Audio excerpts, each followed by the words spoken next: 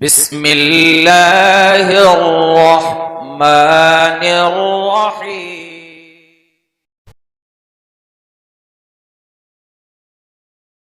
الحمد للہ رب العالمین والصلاة والسلام علی اشرف الانبیاء والمرسلین وبعد فاعوذ باللہ من الشیطان الرجیم بسم اللہ الرحمن الرحیم وَإِذْ أَخَذَ رَبُّكَ مِنْ بَنِي آدَمَ مِنْ ظُهُورِهِمْ اقرأ تمام الآیات صدق اللہ المولانا العظیم وعلى آلہ واصحابہ اجمعین۔ محترم سامعین و ناظرین، اللہ رب العزت قرآن پاک میں ارشاد فرماتا ہے وَإِذْ أَخَذَ رَبُّكَ، اے محبوب یاد کرو وہ وقت کہ جب آپ کے رب نے بنی آدم سے ایک عہد و پیمان لیا تھا۔ تو اس سے یہ پتہ لگتا ہے کہ یاد کرو وہ وقت، مطلب سرکار دو عالم صلی اللہ علیہ وآلہ وسلم اس وقت موجود تھے۔ تو لوگ کہتے ہیں کہ سرکار کو 40 سال میں نبوت ملی ہے، اور دیگر اقوال اور افعال لوگوں کے ہیں، تو وہ سرے سے باطل ہیں۔ ایسا کہنے والا اہل سنت سے خارج ہے کہ اے محبوب یاد کرو وہ وقت کہ آپ کے رب نے بنی آدم سے ان کو یعنی بنی آدم سے ایک عہد و پیمان لیا تھا۔ وہ کس طرح ہوا تھا؟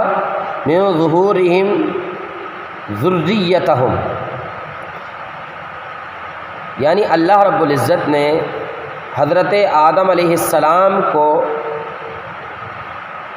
ظاہر کیا اور اولاد آدم یعنی آدم کی اولاد کو حضرت آدم علیہ السلام کی پشت سے نکالا، اور نکالنے کے بعد انہی کی جان پر گواہ بنایا۔ مطلب اس کا یہ ہے کہ جب اللہ کے رسول صلی اللہ علیہ وسلم موجود ہیں اور حضرت آدم علی نبینا علیہ الصلاۃ والسلام بھی موجود ہیں، تو آپ کی ذریت کو آپ کی پشت سے اللہ رب العزت نے نکالا۔ کون سی ذریت کو؟ جو دنیا میں آج تک پیدا ہو گئی وہ ذریت، اور جو قیامت تک پیدا ہونے والی ہے وہ تمام ذریت کو اللہ رب العزت نے نکالا۔ حضرت صدر اللہ فاضل فخر العلماء ارشاد فرماتے ہیں کہ اس ظاہر کرنے سے یعنی اولاد آدم کو ان کی پشت سے نکالنے کا مطلب یہ ہے کہ احادیث اور قرآن کی آیت کو ملا کر، دونوں کو ملا کر جو نتیجہ اخذ ہوتا ہے تو وہ نتیجہ یہ ہے کہ اللہ رب العزت نے جس طرح سلسلہ تولد ہوتا ہے یعنی پیدائش کے طور پر انسان پیدا ہوتا ہے اور بڑا ہوتا ہے، اسی طرح اللہ رب العزت نے حضرت آدم علیہ السلام کے پشت سے تمام اولاد کو نکال کر جمع فرمایا، اور جمع فرمانے کے بعد انہی پر گواہ بنایا۔ یعنی تم سے پوچھ رہا ہوں اس بات کو، یعنی انہی پر گواہ بنا کے کہا الست بربکم، کیا میں تمہارا رب نہیں ہوں؟ قالوا بلا، تو ساری روحوں نے یہ جواب دیا قالوا بلا، اے اللہ رب العزت کیوں نہیں، تو ہمارا رب ہے۔ شہیدنا، ہم تیری گواہی دیتے ہیں۔ تو یہ جو لفظ ہے گواہی دینا، اس کا مطلب ہے اللہ رب العزت نے حضرت آدم کی پشت سے اولاد کو نکال کے انہی کی جان پر گواہ بنا کر اللہ رب العزت نے ایک عہد و پیمان لیا اور کہا الست بربکم، کیا میں تمہارا رب ہوں یا نہیں؟ تو سب نے کہا قالوا بلا، کیوں نہیں، اے رب تو ہمارا رب ہے، شہیدنا ہم گواہی دیتے ہیں۔ تو پھر اللہ نے کہا اچھا میں تمہارا رب ہوں، تم گواہی دیتے ہو، اچھا۔ تو آگے اللہ ارشاد فرماتا، تیور دیکھیے گا، ان تقولوا یوم القیامہ انا کنا عن ھذا لغافلین۔ اللہ رب العزت نے ایسا کیوں کیا؟ حضرت آدم علیہ السلام کی پشت سے انہی کی اولاد کو نکالا اور انہی کو جان پر گواہ بنایا اور بنا کر کہا کیا میں تمہارا رب نہیں؟ تو سب نے کہا تو ہمارا رب ہے، ہم گواہی دیتے ہیں اس بات کی۔ تو اللہ نے یہ اس لیے کہا کہ اللہ فرماتا ہے کہ کہیں قیامت کے تم دن یہ بات نہ کہو کہ ہمیں اس بات کی خبر نہیں تھی، ہم غافل تھے۔ تو یہ سب نہیں چلے گا میرے بھائی۔ اللہ نے آپ سے وعدہ لیا ہے کہ میں تمہارا رب ہوں یا نہیں، تو آپ وعدہ کر کے آئے ہیں اللہ سے کہ اللہ تو ہمارا رب ہے، اور آج کا حال یہ ہے کہ اپنے رب کو آپ بھولے ہوئے ہیں، غلط فہمی میں مبتلا ہیں آپ۔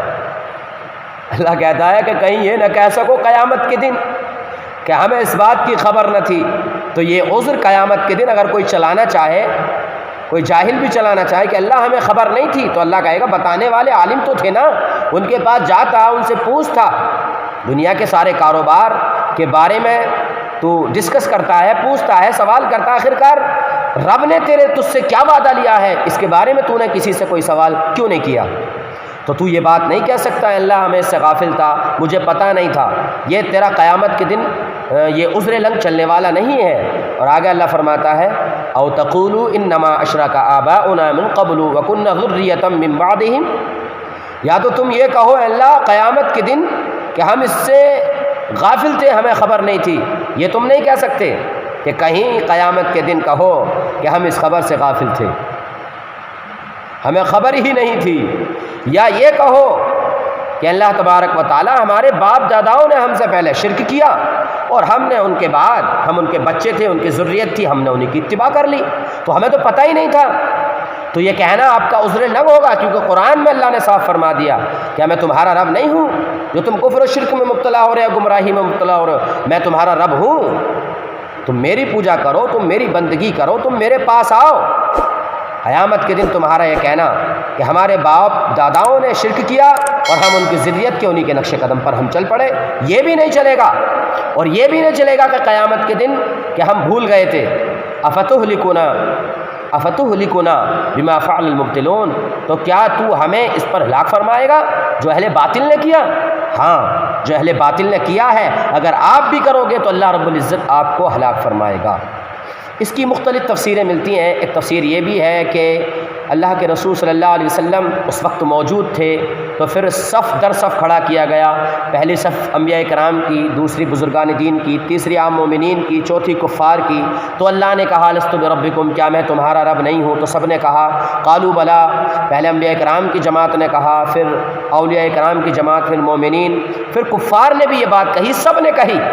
تو پھر جب انبیاء کرام، بزرگان دین، عام مومنین، کفار جب سب اللہ سے وعدہ کر کے آئے ہیں کہ اللہ تو ہمارا رب ہے، ہم تجھے نہیں بھولیں گے، تو یہ تمہارا عذر لنگ کہاں چلے گا کہ اللہ ہمیں خبر نہ تھی؟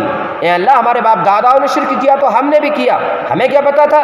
کیا تو ہمیں ہلاک کرے گا؟ ہاں اللہ رب العزت آپ کو اگر ایسے غلط کام آپ نے کیے ہیں تو قیامت کے دن آپ کو ہلاک ضرور کرے گا۔ اللہ تبارک و تعالیٰ سے دعا ہے کہ اللہ تبارک و تعالیٰ و طفیل پنجتن پاک علیہ السلام اپنے وعدے پر قائم اور رہنے کی توفیق عطا فرمائے اور اس پر استقامت عطا فرمائے۔ آمین۔ وآخر دعوانا ان الحمد للہ رب العالمین۔